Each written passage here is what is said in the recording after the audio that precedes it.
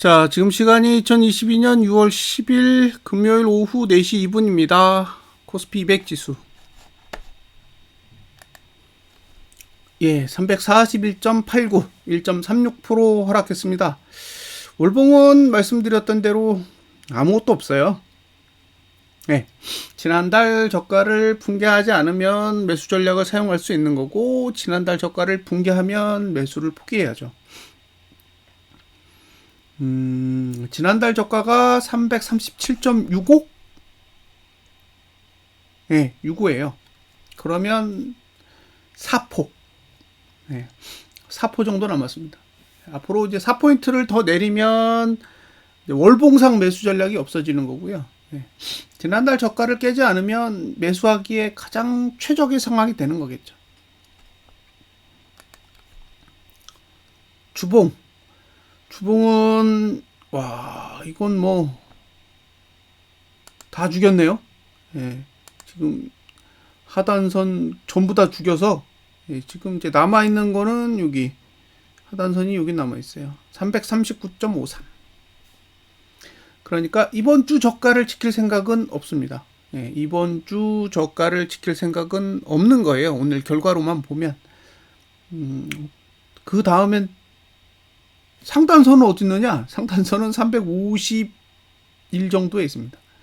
그러니까 이 구조는 이번 주 고가 지킬 생각 없고 이번 주 저가 지킬 생각 없는 거예요. 그러니까 거래하는 사람 입장에서는 아무것도 할 수 없는 거죠.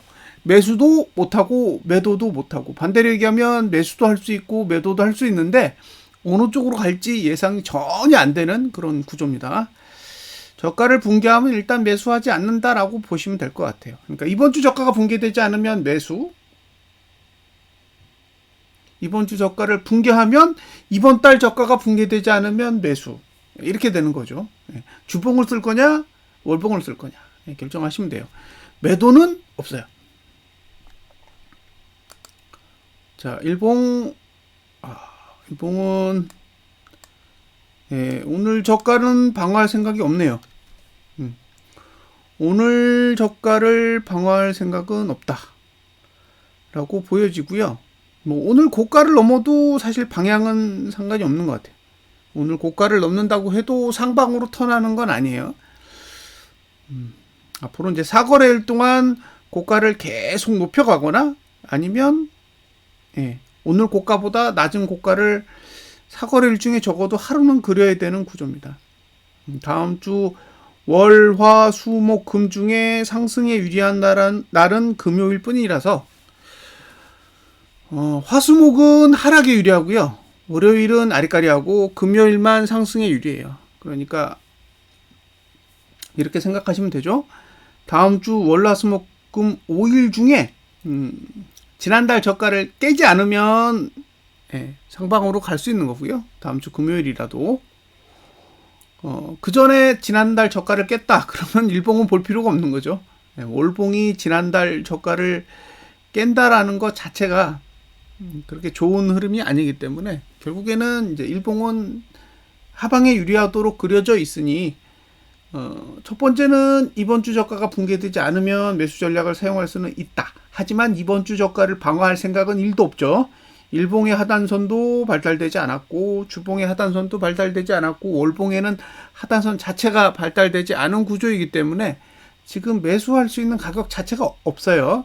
그러니까 일봉상 오늘 저가가 붕괴되지 않는 선에서 매수 전략을 가져갈 수 있는 건 이번 주 저가가 붕괴되지 않는 거랑 똑같잖아요. 그래서 이번 주 저가를 붕괴하지 않으면 사셔도 된다.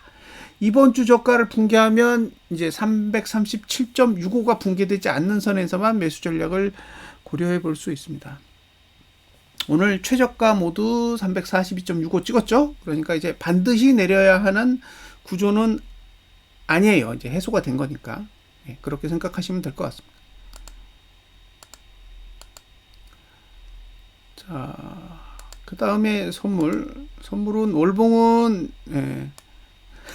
당분간은 뭐 그냥 할 얘기가 없습니다. 이게 차트가 안 만들어졌기 때문에 할 얘기가 없고요. 주봉은 마지막 남은 하단선까지 싹 다 죽였어요. 다 죽였습니다. 그래서 지금 아래로 339. 예. 위는 351.45. 40. 351.40 올라가면 여기까지 보이고요. 내려가면 네, 339까지는 충분히 갈 수 있을 것 같아요. 그럼 여기서 2포 정도는 기본적으로 덧뺄 공간은 만들어져 있는 거죠. 일봉은 네, 상단선이 지금 네, 여기 341.60 정도에 만들어져 있습니다. 하단선은 없고요. 그러니까 등가로 시작한다고 해도 올랐다가 다시 내릴 확률이 있어요. 등가로 시작해도 올랐다가 다시 주저앉을 가능성이 높아 보이고요. 네, 일단 하단선은 제대로 발달되지 않았다라는 점은 감안을 하셔야 될 것 같아서 매수자는 월요일 시가를 봐야 될 것 같아요. 보고 나서 판단을 하셔야 될 것 같습니다.